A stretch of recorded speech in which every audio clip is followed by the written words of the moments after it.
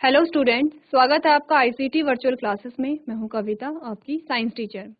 उम्मीद करती हूं आप सभी अच्छे होंगे और स्वस्थ होंगे। क्लास हम यहां पर एक नए चैप्टर के क्वेश्चन आंसर डिस्कस करेंगे, जिसमें आप बात करेंगे क्रॉप प्रोडक्शन एंड मैनेजमेंट के बारे में। देखेंगे क्रॉप को किस प्रकार से आप प्रोड्यूस करते हैं, किस प्रकार से मैनेज करते हैं।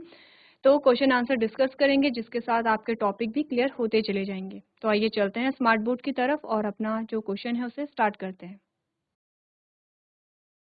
चलिए, तो सबसे पहले हम यहाँ पर बात करेंगे फिल इन द ब्लैंक्स की, यानी कि सबसे पहले आप रिक्त स्थानों की पूर्ति करेंगे। आपके पास यहाँ कुछ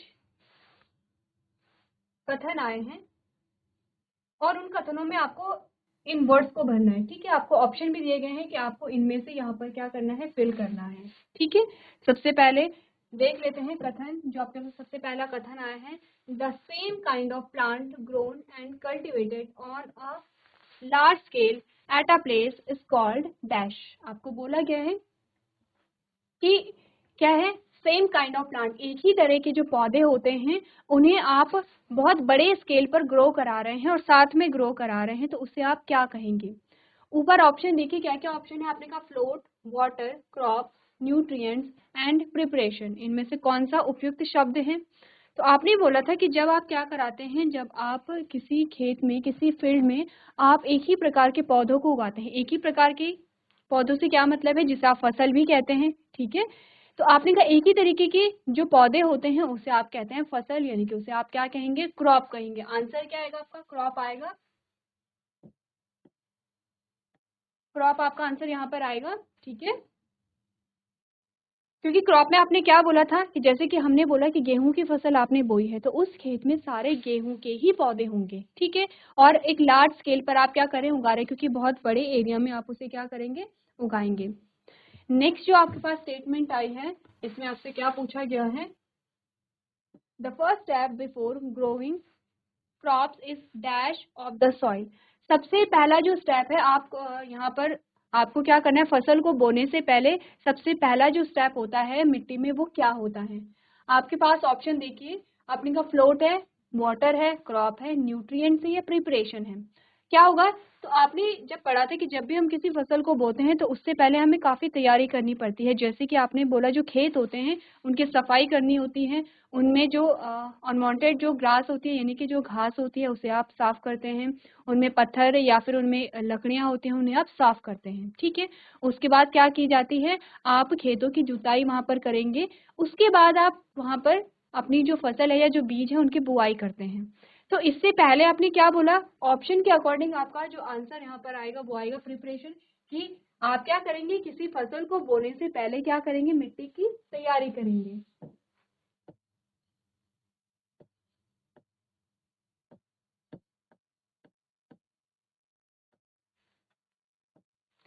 क्या आया, प्रिपरेशन आया। ठीक है, तीसरा जो आपके पास स्टेटमेंट आया है उसमें आपसे कहा गया है, damage seed would dash on the top of the water. आपने बोला कि जब आपने डैमेज जो सीड होते हैं, जो खराब बीज होते हैं, उन्हें जब आपने पानी में डाला तो क्या होगा। तो ऑप्शन देख लीजिए, आपने कहा फ्लोट करेंगे, वाटर है, क्रॉप है, न्यूट्रिएंट्स है एंड प्रिपरेशन है। आपने बोला कि ये क्या करेंगे, फ्लोट करेंगे, तैरते हैं। क्या करेंगे, तैरेंगे। तो आपने बोला था कि जब भी आप क्या करेंगे, जब आप बीजों की बुआई करते हैं तो उसके लिए आप उत्तम किस्म के जो बीजों का चयन करते हैं। इसके लिए आप क्या करेंगे कि जब आप पानी में बीजों को डालते हैं तो जो खराब बीज आपके होते हैं वो ऊपर तैरने लगते हैं। ठीक है, क्योंकि वो क्या हो चुके हैं, अंदर से खराब हो चुके हैं, खोखले हो चुके हैं। जो आपके सही बीज होते हैं वो आपके पानी में नीचे बैठ जाते हैं। नेक्स्ट जो आपके पास स्टेटमेंट आई है उसमें आपसे कहा गया, for growing a crop sufficient sunlight and dash from the soil are essential. आपने बोला कि अगर आप किसी फसल को उगा रहे हैं तो आपको उचित मात्रा में सनलाइट एंड डैश, यहाँ पर आपको बताने की किस चीज की आवश्यकता होती है। दो कॉलम आपको यहाँ पर, दो रिक्त स्थान आपको यहाँ पर भरने हैं। आपके पास ऑप्शन में फ्लोट है, वाटर है, क्रॉप है, न्यूट्रिएंट्स एंड प्रिपरेशन है। तो आपने बोला क्या चाहिए आपको, सफिशिएंट मात्रा में क्या चाहिए आपको यहाँ पर, वाटर एंड न्यूट्रिएंट।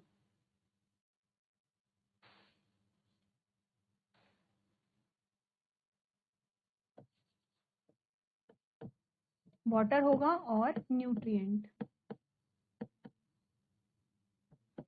ठीक है, तो देखिए क्या क्या सॉल्यूशन आपके आए।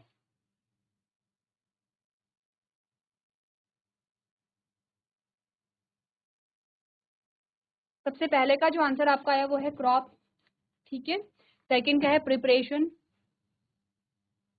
थर्ड का है फ्लोट, लास्ट का है, पहला है वाटर और दूसरा है न्यूट्रिएंट्स। ठीक है, चलिए एक बार आप रीड कर लीजिए कि आपके जो रिक्त स्थान है उनमें से आप किस प्रकार से इन्हें फिल करेंगे।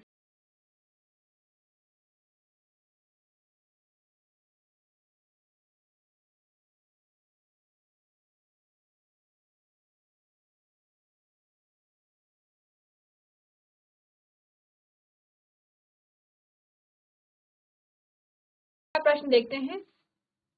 इनमें आपको क्या करना है, मिलान करना है। ठीक है, ए को आपको बी से क्या करना है, मिलान करना है। कॉलम ए में क्या क्या चीजें बता रखी है, खरीफ की फसल, रबी की फसल, chemical fertilizers and organic manure. Second में आपको बता रखा है food for cattle, urea and phosphate, super phosphate, animal excreta, cow dung, urine and plant waste, wheat, gram pea and paddy and maize. तो अब आप यहाँ पे मिलान करेंगे तो आपने कहा जो फर्स्ट में होगा खरीफ की क्रॉप है, खरीफ की क्रॉप में आपने क्या बोला, पैडी एंड मेज। ठीक है, क्या आता है, पैडी और मेज आता है। रबी की क्रॉप की क्या एग्जांपल है, wheat, gram and pea. Chemical fertilizer जो आपके पास आते हैं, उर्वरक आते हैं, आपने कहा यूरिया है और सुपर फॉस्फेट है। और ऑर्गेनिक मैन्योर में आपने क्या बोला, animal excreta, cow dung, urine and plant waste. ठीक है, इजी है। आपको क्या बताना है, खरीफ की क्रॉप के एग्जाम्पल आपको पता होने चाहिए, रबी की क्रॉप के एग्जाम्पल पता होने चाहिए, केमिकल फर्टिलाइजर्स किन किन केमिकल से बनते हैं ये आपको पता होने चाहिए, और ऑर्गेनिक मैन्योर किस किस चीज से मिलकर बनता है। इसी के साथ आपको ये पता होना चाहिए कि फर्टिलाइजर्स यानी कि उर्वरक और मैन्योर यानी कि खाद, दोनों में क्या डिफरेंस होता है, दोनों के काम क्या होते हैं, और दोनों में से ज्यादा लाभदायक आपके लिए कौन है। तो आपने बोला जो खाद है उसका जो निर्माण होता है वो जैविक, जो आपके पास वेस्ट आता है, ठीक है, जो जैविक आपके पास उत्पाद आते हैं उन्हीं के द्वारा होते हैं। तो जैविक उत्पाद क्या आएंगे आपके, आपने कहा कि जो एनिमल एक्सक्रीटा होगा या काउ डंग है, या फिर प्लांट वेस्ट है, आपने कहा जो फल सब्जियों के छिलके होते हैं या सूखे पेड़ होते हैं, ये सारी जो चीजें होती है, या फिर किसी भी एनिमल की जो डेड बॉडी होती है, ये सब मिलकर के क्या बनाते हैं, मेन्योर बनाते हैं। और कौन इन्हें बनाता है, अगर मैं आपको कहूँ कि मेन्योर बनाने में कौन सहायता करता है, तो आपने कहा माइक्रो ऑर्गेनिज्म होते हैं। ठीक है, कुछ कृमि होते हैं जिनके द्वारा यहाँ पर मेन्योर का फॉर्मेशन होता है। फिर हमने कहा था कि जो मेन्योर है, जब आप खाद को अपने खेतों में डालते हैं तो आपने बोला कि आपको उत्पादन बहुत अधिक देखने को नहीं मिलता है। ऐसा नहीं है कि एकदम से आपको बहुत अधिक उत्पादन देखने को मिला, उत्पादन में वृद्धि होगी क्योंकि आपकी जो मिट्टी है उसकी उर्वरक क्षमता बढ़ जाती है। क्या होती है उर्वरक क्षमता, उर्वरक क्षमता को आप उपजाऊ क्षमता भी कहते हैं, यानी कि किसी मिट्टी में कोई फसल कितनी अच्छे से ग्रो हो रही है उसे आप उपजाऊ क्षमता कहते हैं। ये डिपेंड करता है किस पर, कि मिट्टी में जो न्यूट्रिएंट है वो कितनी मात्रा में है, जो जल की मात्रा है वो कितनी है, ये सारे निर्भर करते हैं मिट्टी की उपजाऊ क्षमता को। ठीक है, अब हमने बोला कि जब आपने किसी मिट्टी में खाद को ऐड किया तो ये क्या करता है, मिट्टी की उपजाऊ क्षमता को बढ़ाता है। तो यहाँ पर उत्पादन आपको अधिक मिलेगा लेकिन बहुत अधिक नहीं मिलता है। अगर हम उर्वरकों के कंपैरिजन में देखें तो आपने बोला कि जो फर्टिलाइजर्स हैं, जब आपने फर्टिलाइजर्स को ऐड किया मिट्टी में तो आपको एकदम से तुरंत आपको अधिक उत्पादन मिलता है। लेकिन ये क्या होते हैं, फर्टिलाइजर्स किससे मिलके बने होते हैं, आपने कहा केमिकल से मिलके बने होते हैं, यानी कि आर्टिफिशियल इन्हें बनाया जाता है फैक्ट्रीज में। अब जब आप फर्टिलाइजर्स का यूज कंटिन्यूअसली करते रहते हैं और अधिक मात्रा में करते हैं, यानी कि आप लगातार ही उर्वरकों का यूज कर रहे हैं और अधिक मात्रा में कर रहे हैं, तो ये क्या करते हैं, जो सॉइल प्रोफाइल है उन्हें खराब करते हैं, यानी कि मिट्टी की उर्वरक क्षमता को नष्ट करते हैं। मिट्टी में उपस्थित जो वहां पर क्या होते हैं, कुछ ऐसे जीव होते हैं जो कि फसल के लिए इंपॉर्टेंट होते हैं, जैसे कि आपने कहा नाइट्रोजन फिक्सेशन होता है माइक्रोब्स के द्वारा, तो उन्हें हानि पहुंचाते हैं और मिट्टी में जो न्यूट्रिएंट होते हैं उनकी मात्रा को कम कर देते हैं। तो आपने क्या देखा कि पहले तो आपको बहुत अधिक उत्पादन देखने को मिला था और धीरे धीरे आपने देखा कि मिट्टी की जो उपजाऊ क्षमता है वो कम हो गई है। तो हमने बोला दोनों में से अगर हम देखें ज्यादा बेनिफिशियल आपका मेन्योर आते हैं, खाद आते हैं, क्योंकि ये मिट्टी को किसी भी प्रकार की हानि नहीं पहुंचाते हैं। ठीक है, क्लियर है इतनी बात। चलिए नेक्स्ट है, आपको बोला गया है give two examples of each. आपको दो दो एग्जाम्पल देने हैं, किसके, खरीफ की फसल के, रबी की फसल के। तो अभी आपने क्वेश्चन सॉल्व किया, आपने कहा खरीफ की जो फसल होती है उसमें पैडी और मेज होते हैं, यानी कि धान और मक्का होता है। रबी की क्रॉप में आपके पास वीट एंड पी आते हैं, यानी कि गेहूं और मटर आते हैं। टाइमिंग भी आपको पता होनी चाहिए कि अगर आप यहाँ पर खरीफ की फसल बो रहे हैं तो कब से कब तक होती है, और रबी की फसल अगर आप बो रहे हैं तो कब से कब तक होती है। ठीक है, चलिए।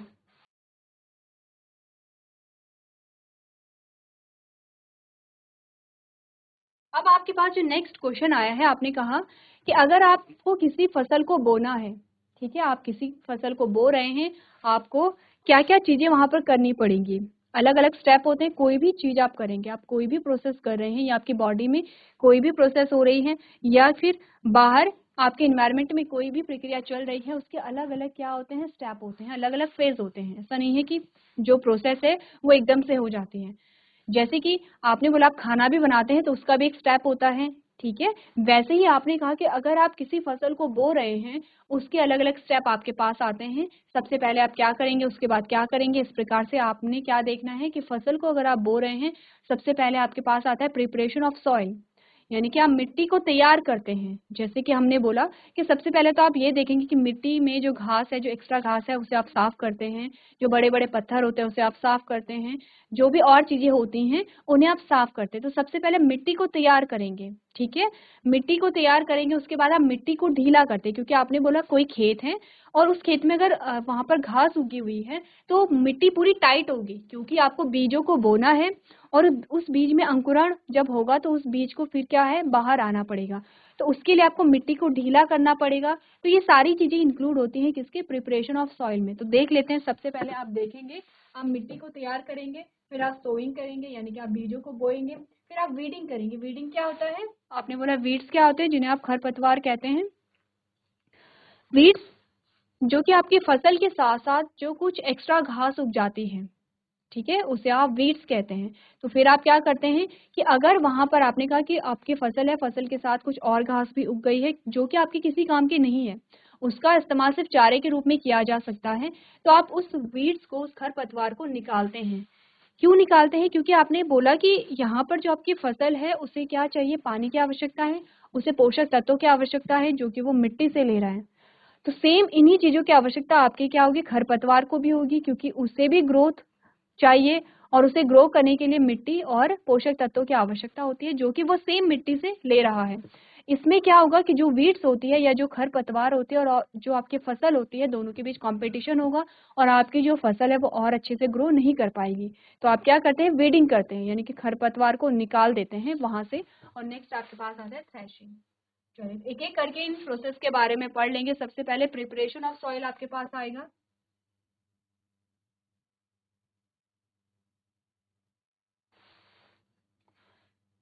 प्रिपरेशन ऑफ सॉइल में आपने पढ़ा, preparation of soil is the first step in agriculture, यानी कि मिट्टी की तैयारी कृषि में सबसे पहला कदम होता है, ठीक है, क्लियर है। Preparation of the soil is done to loosen the soil, यानी कि मिट्टी को ढीला करने के लिए मिट्टी की तैयारी की जाती है, which is essential for root penetration into the soil. क्यों इंपॉर्टेंट है ये, आपने बोला जो मिट्टी में जड़ों के प्रवेश के लिए आवश्यक है। अब देखिए, जब बीज होता है तो बीज में जब अंकुरण होता है, देखिए कोई बीज है, बीज में जब क्या होगा, अंकुरण आएगा, ये आपका एक सीड है, सिंपल सा सीड। जब इसमें जर्मिनेशन होता है तो कुछ इस प्रकार की,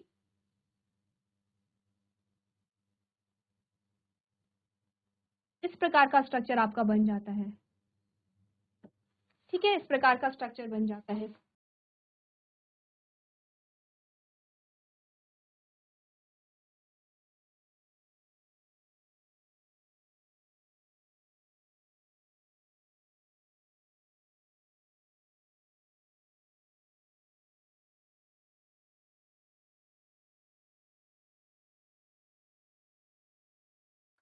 अब यहाँ पर क्या होगा, देखिए आपने बोला यहाँ से ये क्या है, आपका रेडिकल है और इस रेडिकल से बनती है रूट, यानी कि जड़, ठीक है। ये आपका है प्लूम्यूल और इससे क्या बनता है, आपका शूट बनता है, यानी कि तने वाला भाग ऊपर से बनेगा और जड़ वाला भाग नीचे से बनेगा, ठीक है। अब आपने बोला कि ये जो रेडिकल है जो कि रूट बनाएगा, उसे नीचे क्या है, मिट्टी में नीचे की ओर बढ़ना है।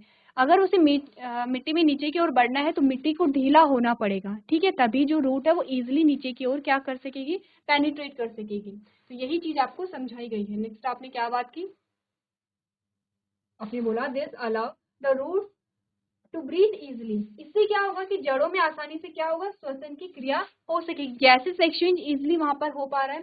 Loosening of the soil allow the growth of the earthworm and micro organism, क्योंकि मिट्टी अगर ढीली है तो वहां पर केंचुए और सूक्ष्म जीवों की वृद्धि होती है। अब केंचुए और सूक्ष्म जीवों की क्या आवश्यकता है, आपने बोला सूक्ष्म जीव जो कि यहाँ पर क्या कर रहे हैं, नाइट्रोजन को फिक्स करने में मदद करेंगे। केंचुए क्या करते हैं, आपने बोला कि जो जैविक कचरा आपके पास आता है, ठीक है, जैविक कचरा जो आपके पास आता है उसे खाद में बदल देते हैं। दोनों ही क्या कर रहे हैं, मिट्टी की उपजाऊ क्षमता को बढ़ाने का कार्य कर रहे हैं। which will help to keep the soil fertile by adding humus to the soil, यानी कि क्या होगा, जो मिट्टी में ह्यूमस डालकर मिट्टी को उपजाऊ बनाने में मदद करेगा। loosening of soil also bring nutrient rich soil to the top layer which is essential for growth of the plant, यानी कि मिट्टी को ढीला करने से पोषक तत्वों से भरपूर मिट्टी भी ऊपरी परत पर आ जाती है जो कि पौधों में वृद्धि के लिए आवश्यक होती है। तो देखिए आपने बोला कि मिट्टी की तैयारी में आप क्या करते हैं, मिट्टी को ढीला आपने करना है, ठीक है। मिट्टी को ढीला करने के क्या क्या उपयोग है, एक तो जो रूट है वो आसानी से नीचे की ओर बढ़ेगी, उसमें जो गैसेस एक्सचेंज की प्रोसेस है वो इजिली हो पाएगी। नेक्स्ट आपने बोला कि जो अर्थवर्म होते हैं या जो यहाँ पर केंचुए होते हैं वो यहाँ पर आसानी से क्या कर सकेंगे, ग्रो कर पाएंगे, ठीक है। जो यहाँ पर सूक्ष्म जीव होते हैं और जो केंचुए होते हैं वो इजिली यहाँ पर होंगे। तो आपने बोला क्या काम करेंगे, नाइट्रोजन फिक्सेशन कर रहे हैं, खाद का निर्माण कर रहे हैं जिससे कि मिट्टी की उपजाऊ क्षमता बढ़ रही है। इसके अलावा जो मिट्टी की आपने देखा कि जो मिट्टी की ऊपरी परत होती है नीचे की वाली जो परत होती है दोनों में डिफरेंस होता है। कैसा डिफरेंस होता है, आपने देखा कि जो सबसे ऊपरी परत होगी उसमें पानी की जो मात्रा है वो कम होती है, ठीक है, पानी की मात्रा कम होती है। और आपने बोला कि जो हवा है, जो वायु है उसकी मात्रा अधिक होगी। जैसे जैसे आप नीचे जाएंगे आप देखेंगे कि जो मिट्टी है वो सबसे पहले नमी वाली मिट्टी आपको मिलती है और नीचे अगर आप जाएंगे तो आपको गीली मिट्टी भी मिलती है, यानी कि पानी की अधिक मात्रा होती है उसमें। तो वो जो मिट्टी है, जो उपजाऊ मिट्टी है वो नीचे से ऊपर की लेयर में आ जाती है जो कि प्लांट यानी कि पौधे की वृद्धि के लिए इम्पॉर्टेंट होती है। क्लियर है इतना कि क्यों सॉइल की प्रिपरेशन कर रहे हैं। देखिए ये आप जानते हैं कि सॉइल की प्रिपरेशन हमें करनी है, लेकिन उसके क्या लाभ है ये आपसे पूछे जा सकते हैं, ठीक है। क्या क्या लाभ है, आपने बोला मिट्टी में जड़ों के प्रवेश के लिए आवश्यक है, पहला लाभ आपको मिल गया है, ठीक है। लेकिन आपने बोला इससे जड़ें आसानी से क्या कर सांस ले पाती हैं, यानी कि गैसेस एक्सचेंजर दूसरा आपको मिल गया है। मिट्टी को ढीला करने से केंचुए और सूक्ष्म जीवों की वृद्धि होती है जो मिट्टी में ह्यूमस डालकर मिट्टी को उपजाऊ बनाए रखने में मदद करेगा। तीसरा लाभ आपको मिल गया है, मिट्टी को ढीला करने से पोषक तत्वों से भरपूर मिट्टी भी ऊपरी परत पर आ जाती है जो पौधे की वृद्धि के लिए आवश्यक होती है। अब 4 लाभ आपको दिए गए हैं, ठीक है। प्रिपरेशन ऑफ सॉइल आप कर रहे हैं, मिट्टी की तैयारी आप कर रहे हैं, तो आपको 4 लाभ यहाँ पर बताए गए हैं। तो आपने क्या करना है, आपको क्वेश्चन कैसे पूछे जाते हैं कि बताइए कि मिट्टी की तैयारी के क्या लाभ हैं या फिर हम मिट्टी को क्यों तैयार कर रहे हैं उसके रीजन बताइए। तो आप चारों पॉइंट्स को वहां पर एक्सप्लेन करेंगे। तो एक बार देख लीजिए आप लोग।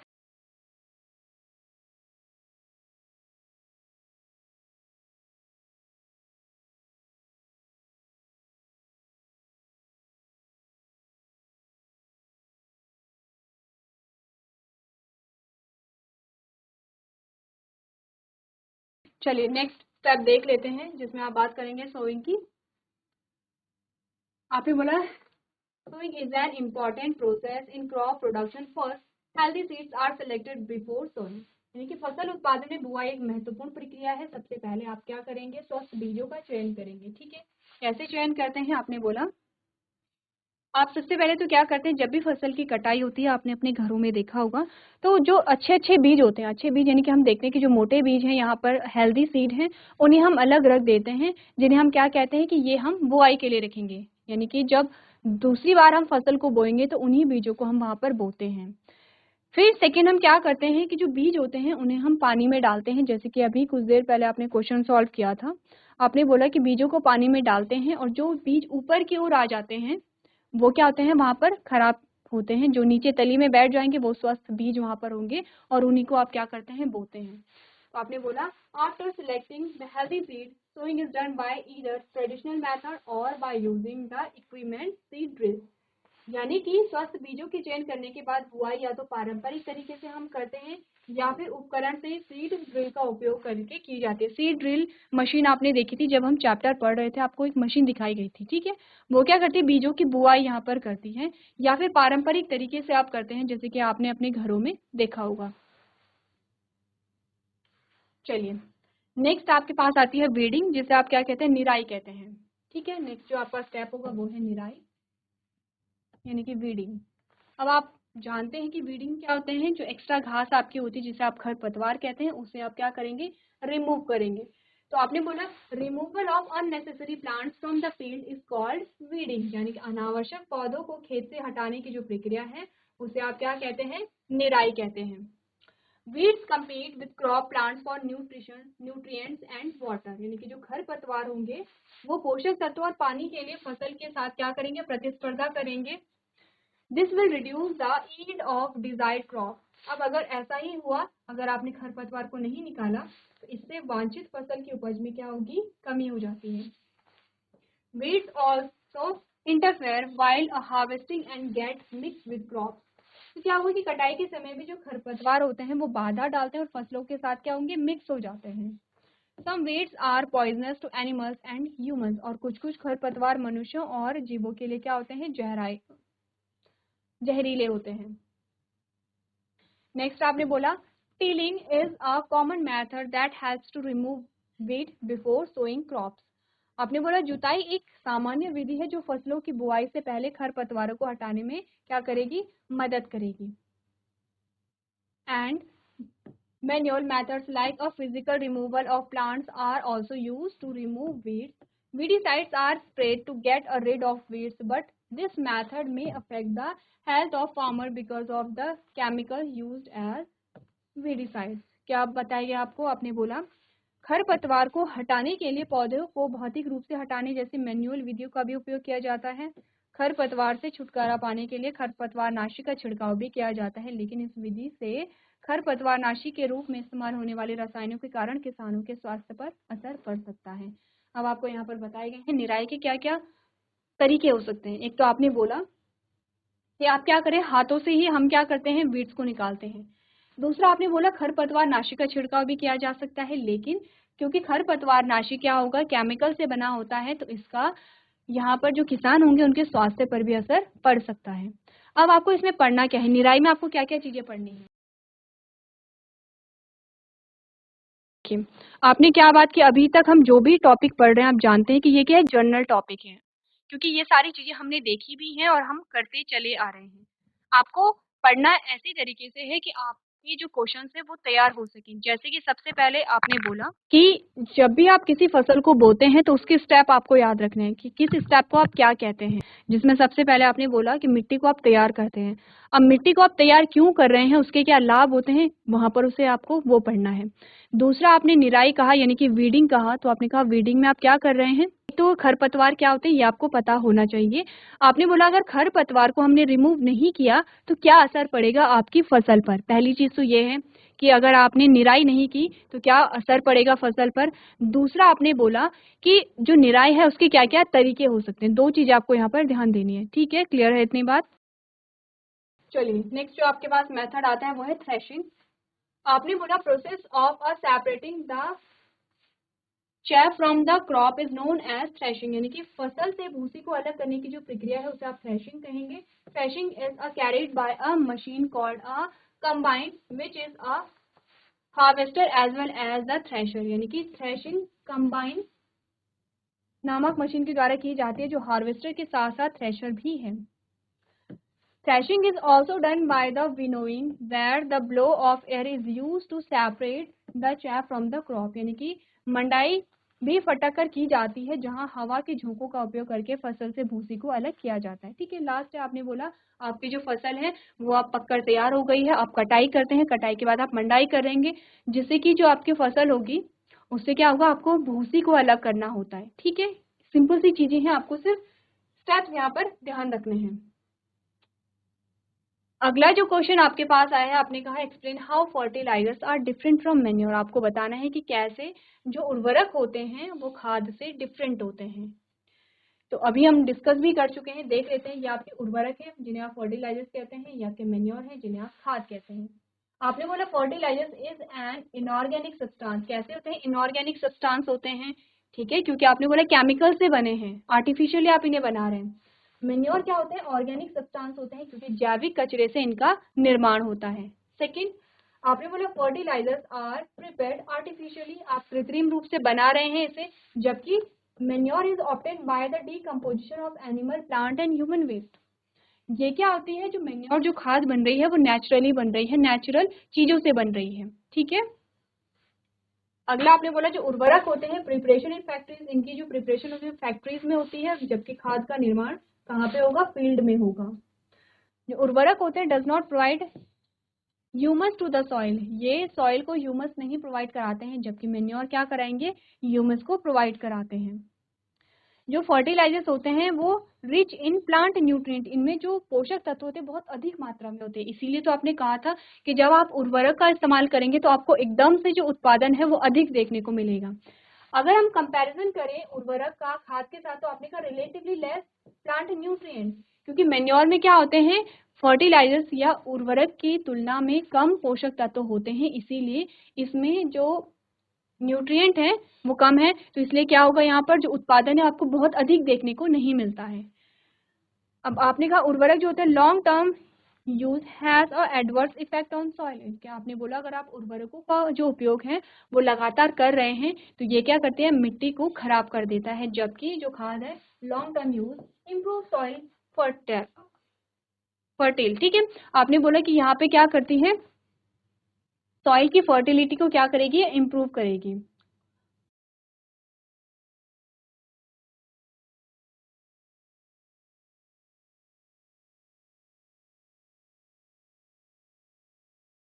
चलिए, क्लियर है इतनी बात? तो एक बार दोनों में जो डिफरेंस है वो आप अपनी कॉपी में नोट कर लीजिए।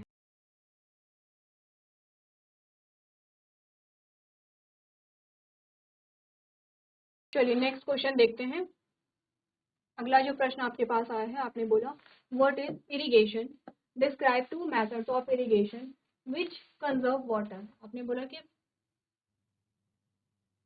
फसलों को नियमित अंतराल पर पानी की आपूर्ति क्या कहलाती है? सिंचाई कहलाती है। यानी कि सबसे पहले आपको पूछा गया है इरिगेशन क्या होता है, यानी कि सिंचाई क्या होती है, और सिंचाई के आपको दो मेथड बताने हैं जो कि पानी को क्या करती है? कंजर्व करती है, ठीक है। यानी कि सिंचाई इस प्रकार से होती है कि सिर्फ उतना ही पानी वहां पर डाला जाए जितनी की प्लांट को आवश्यकता है, जो अतिरिक्त पानी है उसे वहां पर बचाया जा सकता है। सबसे पहले आपने बोला the supply of water to crop at regular intervals is called irrigation. क्या होता है इरिगेशन? आपने कहा फसलों की नियमित अंतराल पर पानी की जो आपूर्ति होती है उसे आप सिंचाई कहते हैं। Methods of irrigation which conserve water are as follows. यानी कि सिंचाई के वो तरीके जो पानी का संरक्षण करते हैं वो इस प्रकार है। सबसे पहले आपने कहा ड्रॉप इरिगेशन, ठीक है। ड्रॉप इरिगेशन में आपने क्या पढ़ा है? The water goes drop by drop directly into the roots. This method is very useful as it conserves the water and also helps in avoiding weeds. यहाँ पर क्या होता है? आपने देखा होगा कि पाइपलाइन कुछ इस प्रकार से वहां पर अरेंज की जाती हैं कि जो पानी है तो पानी क्या तो ड्रॉप वाइज पौधों की जड़ों तक पहुंचता है, ठीक है। आपने इमेज भी देखी थी, आपने बोला था कि यहाँ पर क्या है? आपके पास यहाँ पर क्या है? प्लांट है इस प्रकार से, और यहाँ पर क्या है? इस प्रकार से फॉर एग्जाम्पल पाइप है। तो यहाँ पर जो पानी है वो सिर्फ इसी रीजन में निकल रहा है, सिर्फ इसी रीजन में क्या हो रहा है? निकल रहा है। तो इससे क्या होगा? जो पानी है वो पौधों की जड़ों तक पहुंच रहा है। बाकी जो और रीजन है, जैसे कि आपने बोला जो और रीजन है, जैसे कि ये वाला रीजन है या ये वाला रीजन है जहाँ पर पौधे नहीं है, वहां पर पानी नहीं निकलेगा। पानी क्या होगा? ड्रॉप वाइज निकलता है, पौधों की जड़ों तक पहुंचता है, जिससे कि जो पानी है वो वहां पर सेव होगा। तो क्या आपने पढ़ा यहाँ पर? आपने बोला टपक सिंचाई में क्या कहा? यहाँ पानी बूंद बूंद करके सीधे जड़ों में जाती है। यह विधि बहुत उपयोगी है क्योंकि यह पानी का संरक्षण करती है और खरपतवार से भी क्या करती है? बचने में मदद करती है। चलिए सेकंड आपने बोला sprinkler system.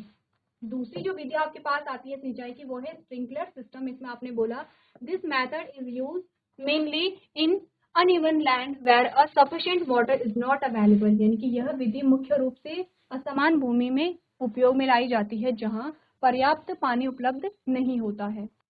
The perpendicular pipes having a rotating nozzle on top are joined to the main pipeline at a regular intervals. When the water is allowed to the flow through the main pipes under pressure with the help of pump, it escapes from the rotating nozzles. It gets sprinkled on the crop as if it is raining. ठीक है, आपने बोला यहाँ पर क्या होता है, लंबवत पाइप शीर्ष पर घूमने नलिका वाले नियमित अंतराल पर मुख्य पाइपलाइन से जुड़े होते हैं। जब एक पंप की मदद से दबाव में मुख्य पाइप के माध्यम से पानी को बहने दिया जाता है तो यह घूमने वाले नोजल से निकल जाता है। यह फसल इस तरह से छिड़का जाता है जैसे कि बारिश हो रही होगी। अब ये चीज आपको तब समझ आएगी जब आप क्या करेंगे, इमेज को देखेंगे, तब आप बहुत अच्छे से समझेंगे ये प्रोसेस क्या हो रही है। तो आप क्या करेंगे, फोन में आप स्प्रिंकलर सिस्टम वहां पर सर्च करेंगे और आपके पास बहुत सारी इमेजेस वहां पर आ जाती हैं। ठीक है, चलिए अगला जो प्रश्न आपके पास आता है, आपको पूछा गया है if wheat is sown in the kharif season what would happen, discuss. यदि खरीफ के मौसम में गेहूं बोया जाए तो क्या होगा, चर्चा कीजिए।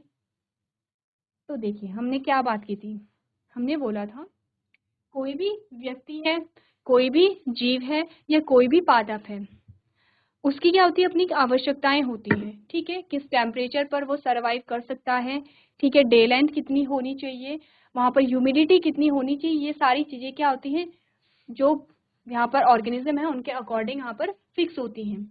जैसे कि हमने बोला जो प्लांट होते हैं, तो आपने बोला कुछ ऐसे प्लांट होते हैं जिन्हें आप क्या करते हैं सर्दियों के मौसम में ही बोते हैं, या फिर कुछ ऐसे प्लांट होते हैं कि जिन्हें आप बरसात के टाइम पे बोते हैं, कुछ ऐसे होते हैं जिन्हें आप गर्मियों के टाइम पे बोते हैं। ऐसा क्यों होता है, क्योंकि उन्हें क्या है, जो यहाँ पर क्लाइमेटिक कंडीशन है उनकी आवश्यकता होती है। जैसे कि आपने बोला अगर आप गेहूं को बोते हैं तो कब बोते हैं, अक्टूबर नवंबर के टाइम पे आप गेहूं को बोते हैं। ठीक है, तो जब आप गेहूं को बो रहे हैं वहां पर जब आपने तापमान देखा, जब आपने गेहूं को बोया और जब आपने वहां का तापमान देखा तो उस टाइम पे जो तापमान था वो कम था। ठीक है, तापमान कैसा था, कम था। ठीक है, उस टाइम पे तापमान क्या था, कम था। तापमान कम था क्योंकि डे लेंथ जो थी, जो डे लेंथ थी वो भी कम थी। ठीक है, तो आपने बोला कि गेहूं को जब बोया जाता है तो तापमान कम होना चाहिए, और जैसे जैसे गेहूं के पौधे बड़े होंगे वैसे वैसे तापमान बढ़ना चाहिए। क्योंकि जब आपने देखा कि गेहूं की कटाई हो रही है तो कब होती है, मार्च से अप्रैल में आप गेहूं की कटाई करते हैं और उस टाइम पे जो तापमान होगा वो क्या होता है, ज्यादा होता है। कंपैरिजन अगर करेंगे अक्टूबर नवंबर से लेकर के आप मार्च अप्रैल तक का, तो आपने बोला वहां पर तापमान अधिक हो जाता है। तो क्योंकि गेहूं के पौधे को ऐसा ही इन्वायरमेंट चाहिए कि जब उसे बोया जाए तो तापमान बहुत कम हो वहां पर। ठीक है, और जैसे जैसे फसल क्या हो रही है, ग्रो हो रही है, वैसे वैसे तापमान वहां पर बढ़ा जाएगा। यानी कि जो फसल है, फसल जो मैच्योर होगी, जो परिपक्व होगी, वो ज्यादा तापमान पर होती है। लेकिन फसल जब आप बीजों का बोते हैं और बीजों का अंकुरण देखते हैं तो आपने बोला तापमान कम होना चाहिए। तो दो चीजें आप समझे, गेहूं के बीज के अंकुरण के लिए तापमान कम चाहिए, लेकिन गेहूं की फसल के परिपक्वता के लिए तापमान अधिक चाहिए। इसीलिए हमने क्या कहा, एक पर्टिकुलर सीजन में हमने गेहूं को बोया। अब आपने कहा यदि खरीफ के मौसम में आप गेहूं को बोते हैं तो क्या होगा, तो खरीफ के मौसम में क्या होगा, वहां पर जो तापमान होता है, स्टार्टिंग का जो तापमान होगा जब आप बोएंगे तब तापमान अधिक मिलेगा। सिचुएशन एकदम उल्टी हो गई है। जब आपने बोला कि जब आप अगर आप खरीफ के मौसम में गेहूं को बोएंगे तो आपका जो शुरुआती मौसम होता है वहां पर तापमान अधिक होता है, और जैसे जैसे फसल पकने का टाइम आएगा, यानी कि सितंबर अक्टूबर का टाइम आएगा, तब तापमान कम होने लगता है। तो आपने बोला कि ये तो गेहूं के पौधे के बिल्कुल क्या है, अनुकूल नहीं है। ठीक है, जस्ट उल्टा हो गया है। तो जब गेहूं के पौधे को वैसा इन्वायरमेंट ही नहीं मिलेगा तो वो ग्रो नहीं कर सकता है, यानी कि फसल आपकी उगेगी ही नहीं। इसीलिए क्या होता है, हर एक फसल का एक निश्चित टाइम होता है। तो आंसर पढ़ ले, क्या आपको बताया गया है, wheat crops may get destroyed if sown in the kharif season because of the unfavorable temperature pests, and adaptable conditions for the plants to grow. Kharif comes during the rainy season. Hence, it is not a wise idea to grow a wheat in the Kharif season. यानी कि आपने बोला प्रतिकूल तापमान, कीट और पौधों को बढ़ने के लिए अनुकूलीय परिस्थितियों के कारण खरीफ के मौसम में बोए जाने पर गेहूं की फसल नष्ट हो सकती है। खरीफ वर्षा ऋतु में आता है, इसलिए खरीफ के मौसम में गेहूं उगाना एक बुद्धिमानी का विचार नहीं है। क्लियर है इतनी बात? सिंपल सा क्वेश्चन था।